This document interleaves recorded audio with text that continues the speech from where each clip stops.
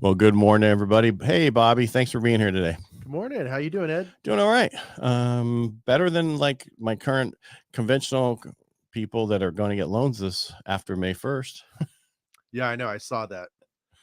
Yeah, So so I only heard about it this weekend, but you said it's it's been been in the works for a yeah. while. I heard about it a while back, probably a few months ago, that they were trying to do this. And, I don't care what's going on because it doesn't affect me until it goes into effect because there's nothing I can do to stop it. So why worry about it? But what's happening is the Biden administration decided that they needed more money. And that's all this is. I don't care how they package it up. It's, they're going to charge people with really good credit an extra 1% in the cost to get the loan in the rate, and that so that they can help out people with a 620 FICO score get a better conventional rate by giving them 1.75 credit in that same rate. That's so ridiculous. And everybody's like, oh, and I'm like, okay, well, first of all, 75% of the people out there have a FICO score over 700. That means there's only a quarter of those people who have it under that you're supposedly going to help. Well, a lot of these people, it's not going to help to go conventional, even at that rate, even with that help, because it's going to be so costly that the mortgage insurance is going to come into play, and it's really going to affect them to where they're going to go FHA anyway. Well, and the thing I look about it, from the agent side is like, okay, so there are some people that weren't really qualified to buy a house yet. And now all of a sudden they're going to get excited and be like, hey, I have the ability to buy a house. Now we've added even more buyers to compete for fewer homes.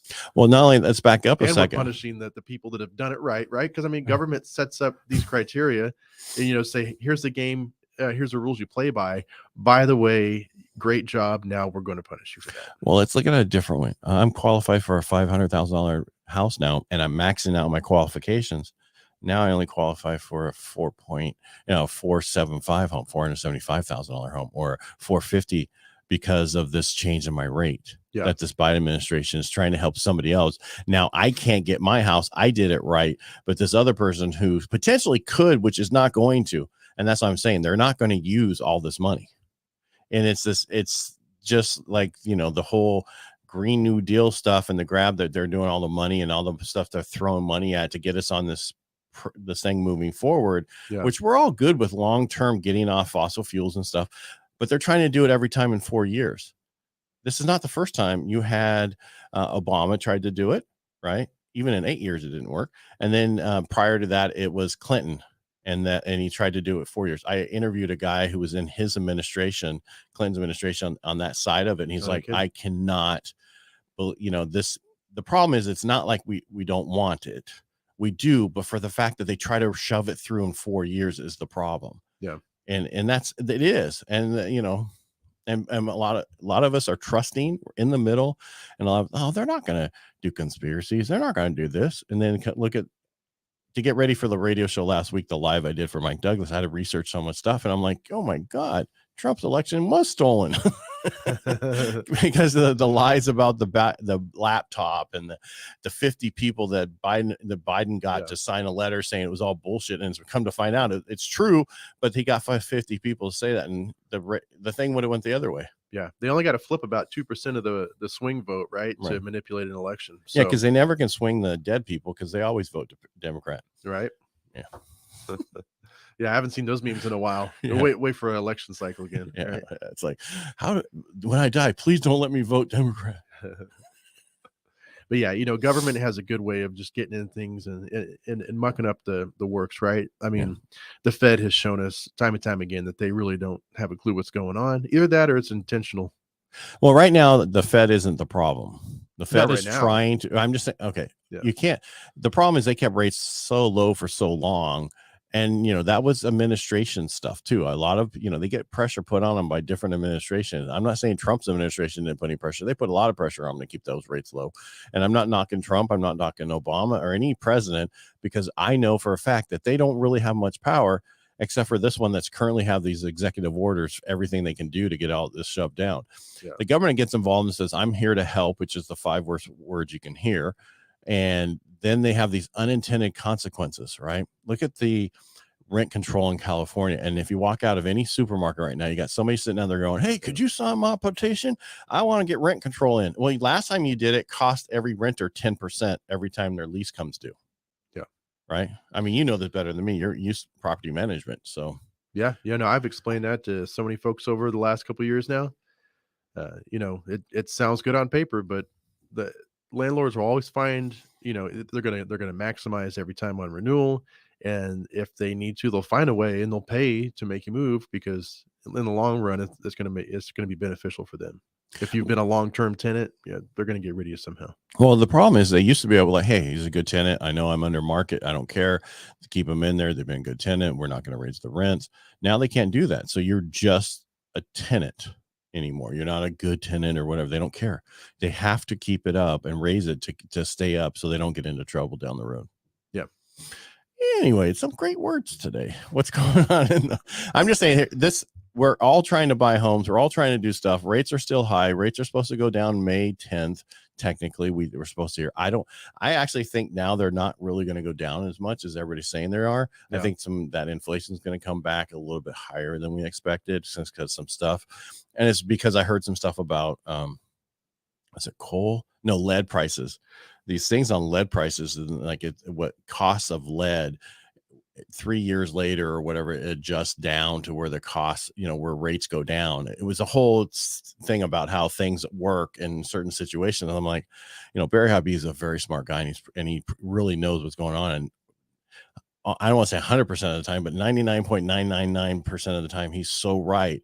I don't think he's wrong on this. I just don't think it's going to move as much as what we thought. And I hope I'm totally wrong on it. But you also now, with this LLPA change, that's that loan level pricing adjustment the Biden administration put in, we have to have a major move so we can get back to where we were. Just to, kind of even out, right? Yeah. So. And that's a problem. And a lot of people go, well, rates should be lower than they are. Well, yes, but here's the problem. I've talked about this before. If I originate a $500,000 loan, it really costs $508,000 to originate that loan for everybody to do everything on it. When I sell it off to an investor, right, the mortgage-backed securities, and it's sold off, they pay that $508,000. Well, they got to have that loan for about, it used to be, 6 payments they get payment. Now that's early payoff, but basically it's going to take them a while to get that interest off that loan, to pay themselves back, to get that $8,000 to break even. Well, if they know in the next year to potentially 2 years, you're going to refinance out of that loan, why would I buy that loan? Are you following me here? Yeah. So they're losing money. So what happens? They get a premium to keep that, to buy that loan, right? The rate isn't as low, so they make a little bit more money up front because they can't keep the rate. And this is what happened in the beginning of the pandemic. The first 3 months is the same thing. They're not giving us the lowest rates possible because the fact that they know they're going to be refinanced down the road. And people go, you're crazy. No, that's how that kind of works. I would do it. Wouldn't you do it? If I'm going to loan you money and I want you to give it to me for 30 years and then you pay me off in a year. Yeah. Why would I do that? I want you to pay. Not a good investment. No, I'd rather go buy a 2-year T-bill for 4% and get 4% interest. Yeah. Why would I want to do anything else? You follow what I'm getting? And that's what people don't realize, because rates should be lower, but that's what I'm seeing. Yeah. And it makes sense. If you think, a lot of people go, well, they should do this loan. I need money for this house, and I'm a good person. I've been paying my thing. I go, it doesn't matter how great you are or whatever. Every loan is looked at differently now because of new laws that came into effect over the last 10 years. The ability to pay rule. We can't do stated income on a primary residence. We have to make sure you can make the payment. And that was the Biden administration. No, I'm sorry, that Obama might have been the same thing, administration that put that into place, and so that people wouldn't fail on the mortgages, and they could go after people for not doing that. And that's why people are like, I have all this equity in my home, and I can't get any money out. No, a reverse mortgage if you're old enough, but other than that, no. You have to prove that you can actually make that payment. Yeah. But not on rentals. We can do DSR, and we can do some stated on some of those, but you pay for it in the rate. Gotcha. Anyway, I'm sorry. I don't mean to be complaining. No. It's frustrating, because every time we turn around, they're doing something else to hurt the market, to not make life easier on people that are trying to buy homes. Right. But if you're a vet, don't worry about it. They're not affecting your rate. Yeah. Go buy a house. and you get 100% financing. Yeah. What is the VA rate kind of average right now? Well, I can't quote specific. I can't without an APR, but it's going to be lower than conventional. Yeah. And then extremely lower. But like my son's closing on his house this week. He's 21. He bought his first house. Awesome. Yeah, good for him. I got him set up with everybody up in Washington because I wasn't licensed there, which I will be in about 3 months. Yeah. Say, hold off, kid. No, and it's not that. It's just time period and everything we're doing because things take, it's like, what do I do going forward from here if there's less sales in California? A lot of people don't realize, I talked about this again last week. We averaged 450,000 sales a year in California. Last year, we only did 250 some thousand. This year, with what we saw, if we on schedule, we're looking at 181,000. Yeah. Only. People like, well, so I go, that means there's no inventory. That means values are going up. There's no reason values aren't going to go up. Because I was talking to somebody in Southern California in Oceanside, and he says, yeah, my agent told me that properties in our area average 7 to 8% a year. I go, not going forward. I said, and not during the pandemic. You guys in San Diego County was 28% a year. Here's what's happening. There's no inventory on the market because people have low interest rates. We took 10 trillion of the 12 trillion mortgages out there and put them into really low interest rate. And that has caused people to stay put. Well, and the problem is so many people are just getting priced out of this market now. And like, what do you do? Because like if rates stay where they are and values keep going up, your average family can no longer afford a home. They're just going to be permanent renters, which is what the investors have planned on. But that's why 1 in 5 is still being bought up by investors. What do you do? Where do you go? Right. Yeah. And you build your own house. Right. But that's the cost is so expensive still. Yeah. Right. I mean, you still have to afford it where during the pandemic, right. We talk about which was a recession. You could buy a house, a $700,000 house for a $3,000 a month payment. Now that's 400,000. Yeah. Well, I know. That listing I had in Riverbank, we dropped the price to $765, and still the mortgage payment for the person was going to be $5,400 a month. Right. Yeah, I was talking to somebody in Oceanside looking at 1.2 million, and that payment's 10 grand. Yikes. But that's a bank statement loan. It's a little different, and for business owners, it's different. Right. Because I tried to explain to him, I said, and he's smart. He figured it out before I even was going. I was trying to, and he's like already had it where as a business owner, if you show a ton of income on your personal tax returns, just so you can get a low interest rate, you're going to pay $100,000 in taxes. Yeah. Why?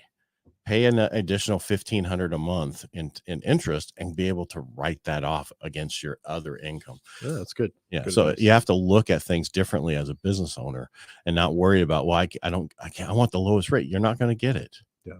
And it's your benefit that you don't get it because of the fact of you're not paying that much in taxes. I knew the rich didn't pay taxes. See, I told you. No, we use the right stuff to do. We use the right number. You're able to do this properly and legally. They set up the tax code. It's not the fault that people have accountants and stuff and know how to use it. Yeah.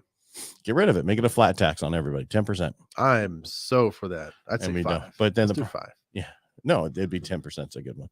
Because right now you're paying more than that in the state of California. You're paying 12. Yeah. So I'm just saying, and most people paying 28. Right.